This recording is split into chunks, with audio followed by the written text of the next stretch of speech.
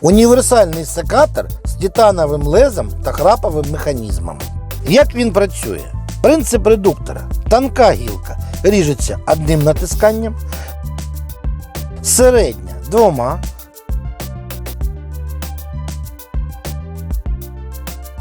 товста – 3.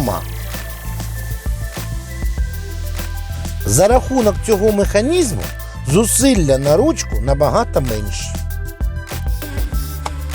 Для замовлення переходьте на наш сайт.